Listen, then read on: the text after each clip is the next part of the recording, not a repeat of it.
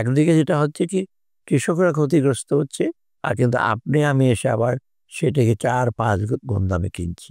সিন্ডিকেটটা কি মনে করেন যে একটা সিন্ডিকেটটা ওই সেন্সে যে একবার দল বেঁধে সে করছে তা না। বিভিন্ন জায়গায় পেরিশেবল ইসের জন্য সিন্ডিকেট মানে ওরা একটা গ্রুপ আছে, ওখানে আর কেউ ঢুকতে পারবে না। যেয়ে দেখুন ধান, মরিচ, এই টমেটো যে ডিল করে সেটা অন্য লোকের, চালেরটা আবার আরেকটা গ্রুপ। আবার আপনার অন্যান্য যে কর্পোরেটিভ লেভেল কিছু গ্রুপ তারা আছে। বড় যারা আনে, তারা হয়তো ডিরেক্টলি ইনভলভ না, কারণ আপনি জানেন বড় পণ্য বিশেষ সয়াবিন, তারপর তেল, ডাল, যেগুলো তো বড় কন্টেনারে আসতে হবে, ছোট চালানে আসে না। সেটা আসাবার চিটাগাঙে আপনার ডিও দেয়, এখন এসও দেয়, সার্ভিস ডেলিভারি অর্ডার দেয়, সেইগুলি আবার আমার কাছে বিক্রি করে দেয়। অতএব ওইখান থেকে যখন যায় বিভিন্ন কাছে, ওইখানে কিন্তু অনেক ম্যানিপুলেশন হয়। অতএব ওই আনআর্ন ইনকামে কিন্তু এই জিনিসটা বেড়ে গেছে। অতএব এখন আমরা এই গভর্নমেন্ট পলিটিক্যাল গভর্নমেন্টের মতো না, বা পুলিশ হিসেবে একদম ডিরেক্টলি কন্ট্রোল সেটা না। সেই সময় পলিটিক্যাল গভর্নমেন্টে তাদের নিজস্ব লোক আছে, কর্মী আছে, লোকাল লেভেল তারা পলিটিক্যাল এলিমেন্ট আছে, তারা কিছুভাবে কন্ট্রোল করে বাজারে। যাও, ওরা হয়তো কিছুটা এক্সট্রা ইনকাম পায়, কিন্তু এখানে তো আমরা সরকারি কর্মচারী তার গিয়ে বাজার মনিটর রিফ্লেক্টরি করতে করে না। ভোক্তা অধিকার সংরক্ষণ আইনের লোকজন যায়, কম্পিটিশনের লোকজন যায়, কিন্তু তারা কয়েকজন। অতএব যেখানে মানুষের ইনভলভমেন্ট, মানুষের কনভিন্স করার সেই মেকানিজমটা আমাদের কাছে নয়।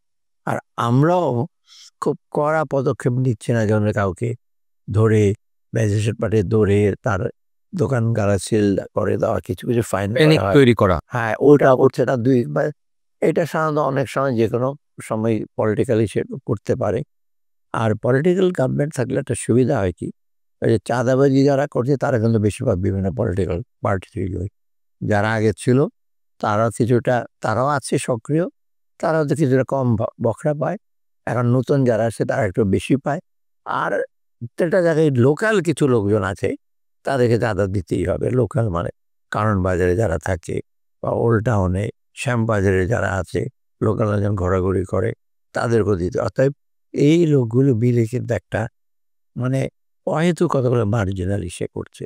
একদিকে যেটা হচ্ছে কি কৃষকরা ক্ষতিগ্রস্ত হচ্ছে, ইভেন আপনার যেখানে ভেজিটেবলগুলো ক্রয় করা হয় সেখানেও তো বড় ক্রেতারা নিয়ে নিচ্ছে, ফার্মাররা বাধ্য হয়ে পেরিশেবলগুলো তারা বিক্রি করে দিচ্ছে, আর কিন্তু আপনি আমি এসে আবার সেটাকে ৪-৫ গুণ দামে কিনছি।